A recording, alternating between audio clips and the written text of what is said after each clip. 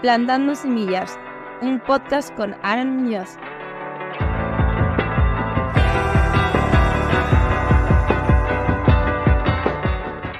Bienvenidos una semana más a Plantando Semillas con Aaron Muñoz, el podcast.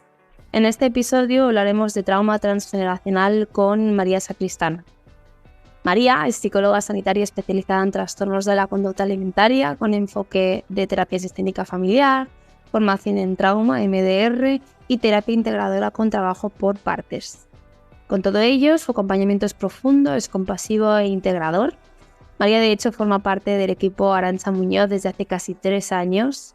Puedes seguirla en sus redes sociales como en Instagram, @esencia_mente, o conocerla un poco más en su página web, www.mariasacristanpsicología.com, o en mi página web, www.aranzamunoz.com. ¿Alguna vez has estado en una reunión familiar y te has dado cuenta de cómo todas las mujeres de tu familia hablan de sus cuerpos y entiendes que de ahí viene la forma en la que le hablas al tuyo? Si tus abuelos migraron o sufrieron los estragos de la posguerra, quizá en la familia hay costumbre de tener siempre la nevera o la despensa a reventar. Es posible que incluso encuentres con frecuencia cosas caducadas en la despensa. Todo ello puede ser síntoma de un trauma transgeneracional, y de ello hablaremos hoy con María. Pues bienvenida, María, muchísimas gracias por querer participar en este podcast que tanta ilusión me hace y especialmente con este tema del trauma transgeneracional. Muchas gracias por invitarme. Gracias a ti, no solamente por el podcast, sino, bueno, ya lo comentaba antes, ¿no?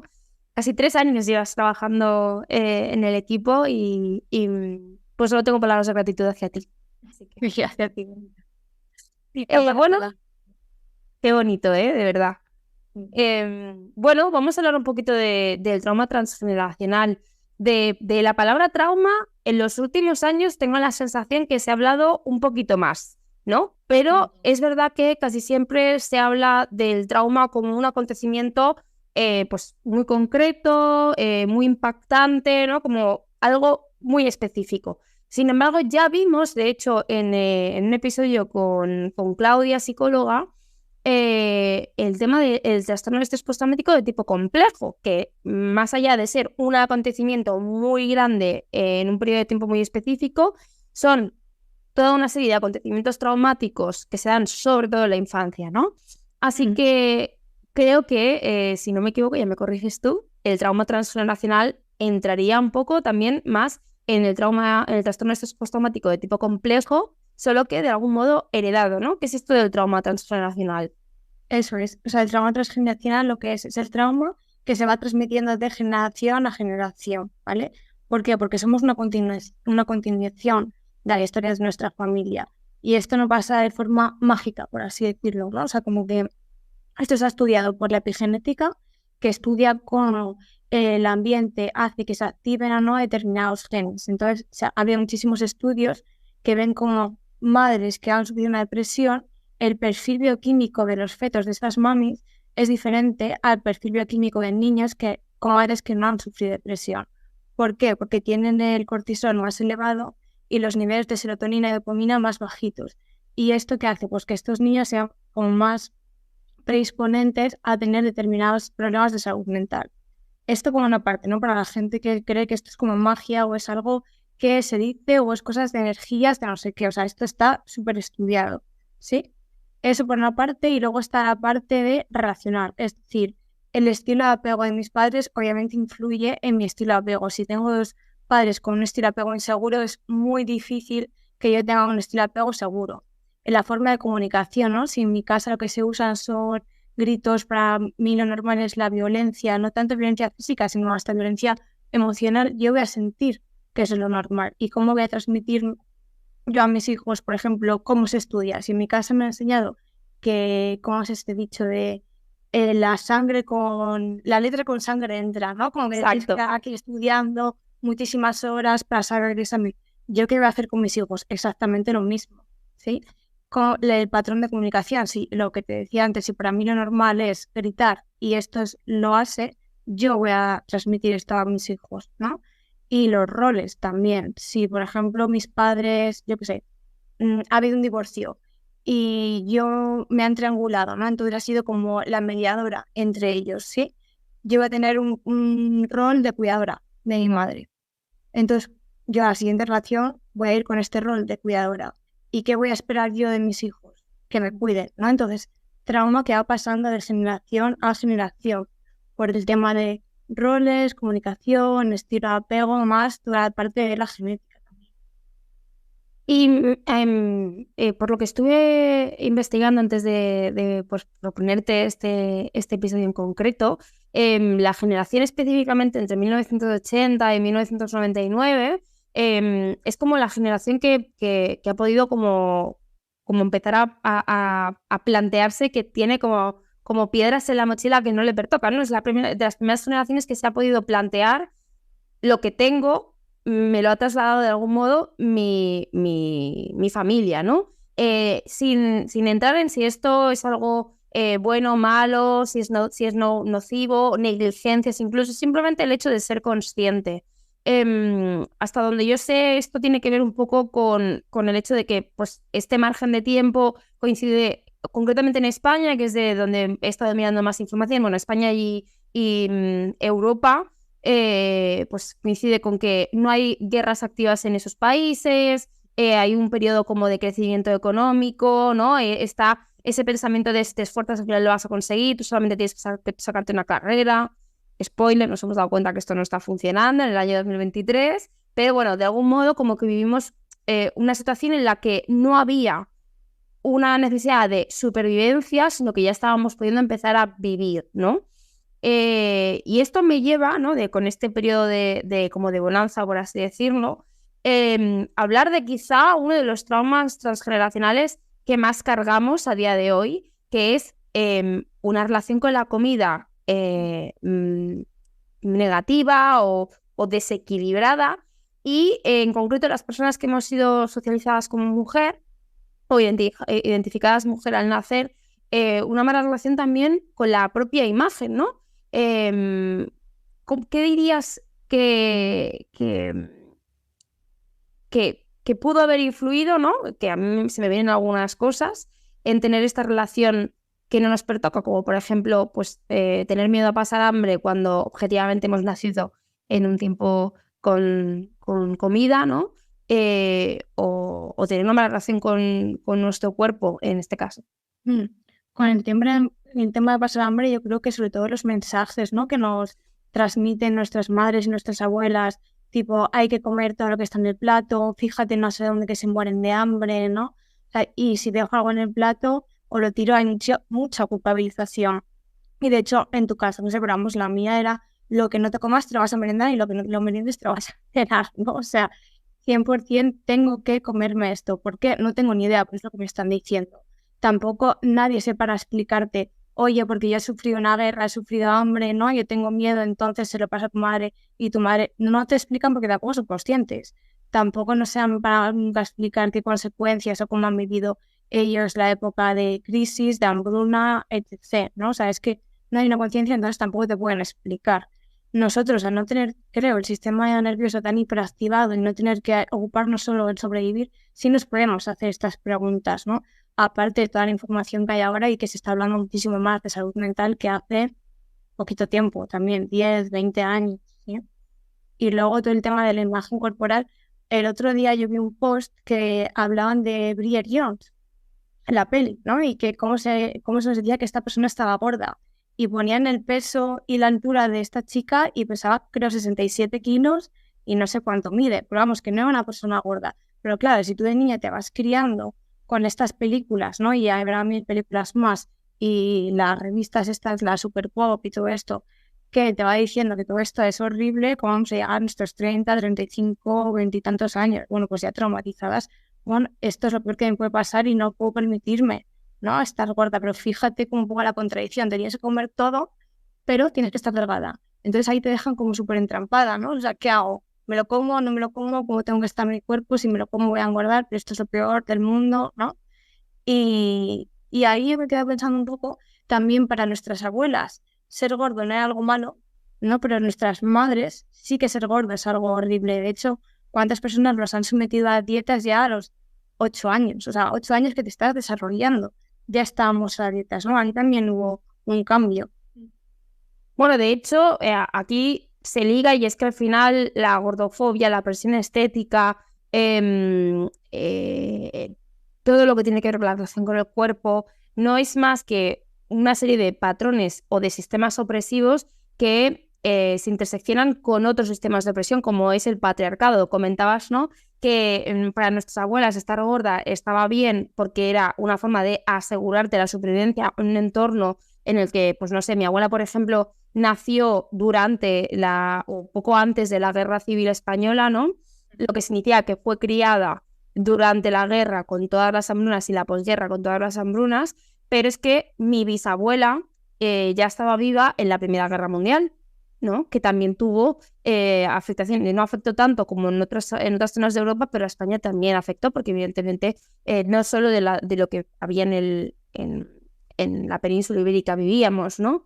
Entonces, mira cómo pues al final las guerras también es una cuestión del capitalismo.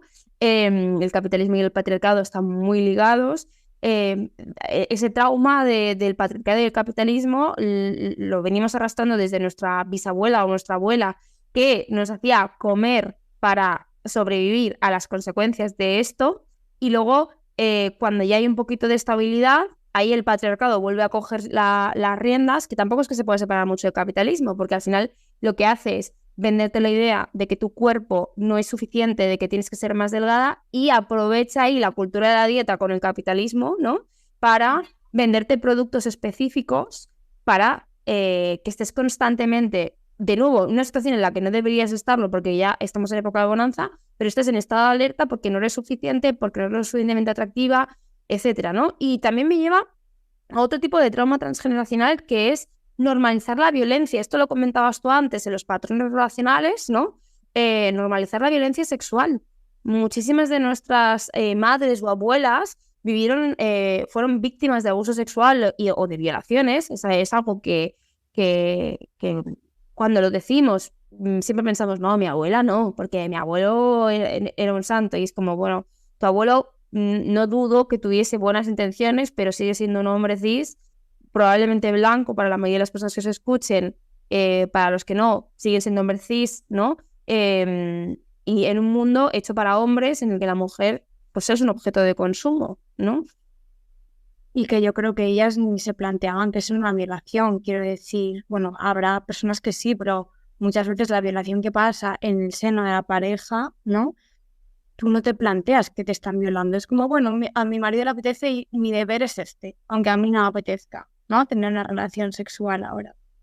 Sí, ¿no? Como esa preparación, por ejemplo, para la luna de miel, que tenías que llegar virgen, evidentemente tu pareja no tenía esa obligación, y además, durante la luna de miel, tantas veces como la otra persona quisiese, aunque eso implicase que tu salud física, por ejemplo, ¿no?, desde enfermedades de transmisión sexual, etcétera, se viese afectada, ¿no?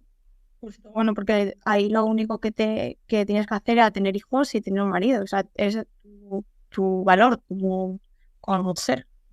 Y ahora esta violencia también se está moviendo las niñas. No sé, el otro día quien escuchaba yo que decía como que había bikinis con la parte de arriba y la parte de abajo, con relleno de la parte de arriba para niñas de 6 años, que dices, o sea, hasta ese punto estamos ya sexualizando a niñas de 6 años. Me da igual 6, 7, 8, 10, los que sean, ¿no? O sea, que seguimos perpetuando eso. No es una cosa que pasase antes y ahora no, sino que ahora, con toda la conciencia que tenemos, seguimos exactamente haciendo lo mismo. Bueno, lo mismo.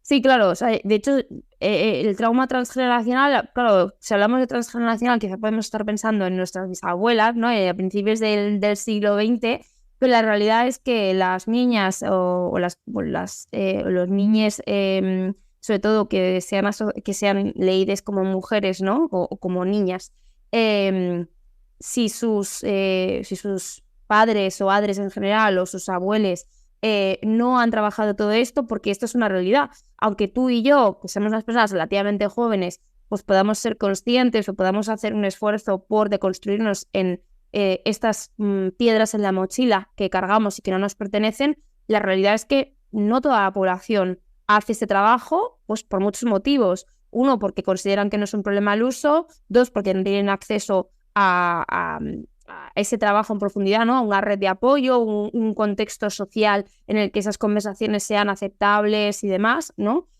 Por lo tanto, cuando hablamos de trauma transgeneracional, no tenemos que pensar en nuestras bisabuelas. Es que podemos estar hablando de tu hermana y su hija, ¿sí? Y de cómo quizás tú sí has hecho ese cambio, pero tu hermana no lo está haciendo y el trauma se está pasando, ¿no? Lo que me lleva a de qué modo nuestra generación hay alguna que sí que está siendo consciente y cambiando y otra no. ¿Qué recomendarías tú como psicóloga que las personas que nos estén escuchando y se estén dando cuenta de, ostras, todo esto a mí me está resonando muchísimo, no me he dado cuenta de que esto puede venir de tan lejos o de que esto puede potencialmente afectar si decido tener descendencia, ¿no? No necesariamente es genética, porque sí que es verdad que hay una parte de epigenética, pero al final tú puedes optar y transmitir igualmente ese trauma, ¿no?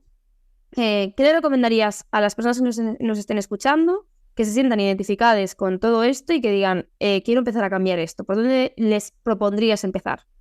Aparte de terapia, estamos hablando. Aparte de terapia, ya luego te pregunto la parte terapéutica específicamente. Ahora me interesaría más, como psicóloga, ¿qué recursos darías en terapia, ¿no? Para empezar a abordar esto de una forma que, pues teniendo en cuenta que probablemente mucha gente de repente se sentirá abrumada, ¿no? Porque es como mucha información. Creo que lo primero es conocer tu historia y creo que muy poquita gente la conoce. O sea, si tienen la oportunidad de sentarse con sus padres o con sus abuelos y hacer como un árbol genealógico y que les vayan explicando relaciones entre unos y otros, de dónde viene este, de dónde viene aquel, el tema de los nombres que es muy significativo también, porque a ti te han puesto este nombre, porque con eso también nos van transmitiendo cositas. Quiero decirte, si ahí han puesto María como a mi abuela y a mi bisabuela, ahí también ya unas expectativas implícito en ese nombre, ¿eh? ¿Qué se espera de ti? ¿Cómo se espera que seas? ¿Cómo se espera que te comportes tú o qué rol tengas en la familia? Eso va implícito. Y antes hacía un montón, ahora quizás menos, pero ponerte el nombre de tu abuela o de tu tía y que en un mismo linaje familiar haya muchos nombres repetidos es muy común. También se ha habido migraciones, inmigraciones, la familia, ¿no? Y cómo ha afectado esto a los miembros. Yo creo que es un ejercicio súper interesante y que menos todo el mundo puede hacer. Si no es con tus padres, igual con tus hermanas o con alguna prima mayor o primo, ¿no? O sea, como rascar un poquito de ahí y que te vayan contando.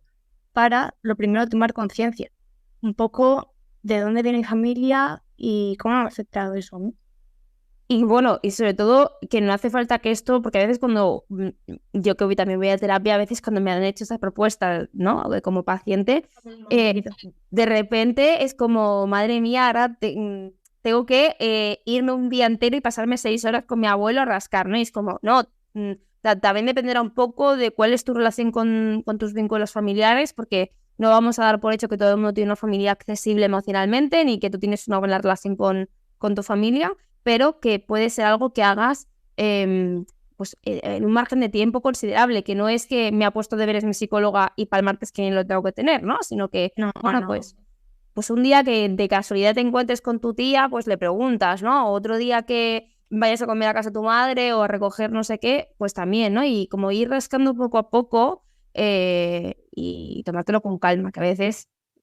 Poquito a poco, exacto, y muchas veces la persona no va a estar abierta a contarte, porque en muchas familias, en todas tenemos ahí tabús, ¿no? Secretos familiares. No te lo van a contar a la primera de cambio. Lo primero que te podrán contar igual es un poco pues las relaciones, o este se casó con esta por no sé qué historia. Y poquito a poco pues te irán desvelando así igual esos secretos, que igual no te los desvelan ni falta que hace, ¿no? Pero bueno, que sí que es poco a poco. Y ahora sí, desde el momento en que alguien decida, vale, ir a terapia es una de las cosas que puedo hacer, ¿no? Si todo esto me está resonando. Entiendo que hay muchos tipos de terapia y que no todos serán recomendables para trabajar en esto, simplemente por el hecho de que hay enfoques terapéuticos que van enfocados más a hay un síntoma, vamos a trabajarlo, y por lo que estamos hablando, ¿no? Aquí es más de mirar un poco hacia el pasado, ver qué es lo que se repite para empezar a cortar con ello, ¿no? Entonces, cuáles serían los enfoques, no necesariamente que tú los lleves a cabo, pero que conozcas que podrían ser recomendables para si alguien se está planteando empezar terapia, que no vaya a cualquier sitio, que vaya ya a un sitio que vaya enfocado a esto, ¿no? Claro, yo buscaría o terapia familiar sistémica, ¿no? Justamente por eso, porque al final somos un sistema, aunque vayas tú sola, no necesitas ir con tu familia, pero van a tener ese enfoque y esa mirada. O la terapia de partes, que la terapia de partes, no sé si habéis hablado en algún capítulo de ella, en algún podcast, algún episodio, no, pero se basa... Te iba a decir que de momento no, pero que estás invitada si quieres al siguiente podcast. Bueno, pues es un poco, todos estamos formados por diferentes partes, diferentes subpersonalidades, y hay partes que están formadas porque se han quedado ancladas igual en algún evento traumático, ¿no? Entonces, con el sistema de partes, con esta terapia, lo que hacemos es ir dando voz a esas diferentes partes, sanando el trauma, lo digo entre comillas, porque al final, ¿cómo sanamos un trauma, no? Reintegrándolo, elaborándolo, ¿y cómo elaboramos? Pues dándole voz a esa parte que se ha quedado ahí sin poder digerir ese trauma. Entonces sería como, por un lado, el sistema de partes, por otro lado, terapia sistémica, que muchos enfoques de sistémica también usan el sistema de partes, entonces es un poco más o menos lo mismo.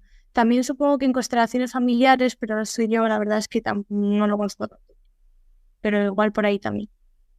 De hecho, ahora que me estabas diciendo, no sé si has hecho algún episodio de podcast sobre esto. Del trabajo de partes hicimos un directo con Lucía, y de hecho ya con Lucía en el primer capítulo del podcast hablamos de elementos terapéuticos que no son terapia, que pueden servirnos, ¿no? Porque hay muchas personas que estarán escuchándonos y que al final debemos recordarnos que acceder a terapia privada, porque es donde más o menos tú puedes tener algún tipo de decisión en cuanto a el enfoque, la frecuencia, ¿no? Pues es un privilegio que no todo el mundo se puede permitir, y para eso están espacios como este podcast y muchísimos otros, ¿no? Donde dar algunos recursos, algunas herramientas para poder pues empezar a cuidarnos, a atendernos, a acompañarnos, a sostenernos mientras no tenemos la posibilidad de acceder a terapia, ¿no? Entonces, ¿qué recomendaciones le harías tú a las personas que nos estén escuchando para empezar a cuidar y atender estas heridas que no son suyas, pero que al final pues nos tenemos que responsabilizar de qué me está afectando, ¿no? Que no sean ir a terapia, porque no todo el mundo se lo puede permitir. Desde, no sé, algún libro, algún enfoque en concreto, ¿no? Yo creo que lo primero sería como, tomar conciencia de lo que me está pasando, porque hay veces que me encuentro repitiendo un patrón y no tengo ni idea de dónde viene, y para eso es necesario hablar, comunicar, que no tenemos, que vuelvo a lo mismo, ¿no? Igual no todo el mundo tiene la suerte de tener una relación buena con su familia como para poder hablar de esto y demás. Libros, sé que hay uno que se llama El mito de la normalidad, que no me lo he leído, pero que sí que me han recomendado para el tema del trauma transgeneracional, ¿no? Y aparte de eso, yo creo que igual apoyarme, aunque no sea hablar con mi familia, hablar de esto en ambientes seguros, con amigues, igual con tu terapeuta, no. Bueno, o escuchar podcasts de este tipo, como ir familiarizándome con qué es el trauma que me puede estar pasando. Yo aún no me lo he leído, pero lo tengo en casa, que de hecho me lo dejó mi madre, que se lo compró ella, por recomendación de su terapeuta. Aunque a mí me lo había recomendado también mi psicóloga, que es el libro de No soy yo, de Anabel González. Es un libro específicamente de trauma, y está como escrito por y para pacientes. Bueno, por pacientes no, porque Anabel seguramente será paciente, pero en este caso es psicóloga especialista en MDR, si no me equivoco, no en trauma. Aún no me lo he leído, pero me lo han recomendado mucho, y creo que ya el nombre nos habla mucho del tema. Sí, eso está muy bien, el cuerpo lleva la cuenta también, ¿no? Son todos específicos. Sobre el cuerpo lleva la cuenta, hago 2 disclaimers para las personas que nos estén escuchando. Punto número 1, tiene muchísimos trigger warnings. Los voy a enumerar por si alguien quiere leérselo, que ya vaya adelantado, y es que habla especialmente de incesto, abuso sexual infantil, maltrato, negligencias de todo tipo, abusos sexuales en general, violencia psiquiátrica. Entonces, bueno, es un libro que es verdad que despierta muchas cosas y que tiene un enfoque no convencional en psicoterapia, que básicamente en psicoterapia y en psiquiatría sobre todo el enfoque es medicalizar y es verdad que el enfoque de esta persona no lo es. Pero, y aquí viene el segundo disclaimer sobre este libro, a mí me hubiese gustado saberlo antes de comprarlo porque, no me escondo, hubiese escogido la piratería antes o a ir a la biblioteca antes de comprarlo.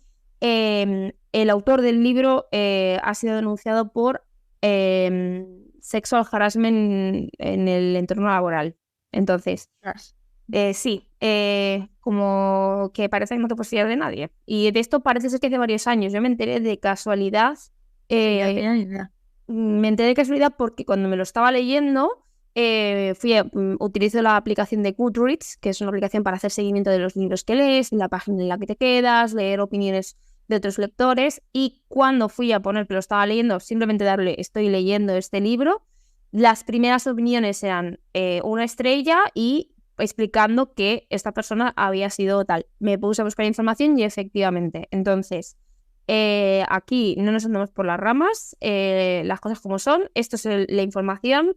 Si te interesa el contenido y no quieres darle ni uno de tus centavos a la persona que ha escrito el libro, o acudes a las bibliotecas públicas, que para eso están, o en internet está. En internet está este libro y ya estaría. Quiero decir, la realidad es que este libro lo que hace es recoger una serie de estudios que se han ido publicando con respecto al trauma. Algunos son de esta persona, pero otros son de otras personas, y lo que te hace es evidenciar que el trauma es algo mucho más que un evento en concreto, y un poco todo lo que hemos estado hablando, ¿no? Así que como el trabajo no es exclusivamente de esta persona, pues el contenido del libro sí que es verdad que es muy útil, pero me parecía que era importante este disclaimer. Pues sí, ahora te digo, no tenía ni idea. Pues muchísimas gracias de verdad por este reto juntas, María. Creo que ha sido súper esclarecedor. Y nada, estás invitada para cuando quieras, si quieres animarte a hacer un específico de trabajo con partes, perdona. Pues estás más que invitada, gracias. Muchísimas gracias a ti. Un beso enorme. Te recuerdo que si sientes que quieres contar con apoyo y acompañamiento o en lo nutricional o en lo psicológico, en mi página web www.aranzamunoz.com podrás encontrar toda la información sobre los servicios de mi equipo y también podrás agendar una cita gratuita de 20 minutos para conocernos, hablar de tu caso y valorar si es un buen momento para empezar a cuidar de ti de forma compasiva. Recuerda que si quieres estar al día del podcast, puedes seguirme en las redes sociales @aranzamunoz.tsd y podrás encontrar en Instagram un link para suscribirte a la newsletter. Allí cada domingo te haré saber que al día siguiente tienes nuevo episodio. Gracias por acompañarme una semana más y te espero aquí el lunes que viene para poder seguir plantando semillas.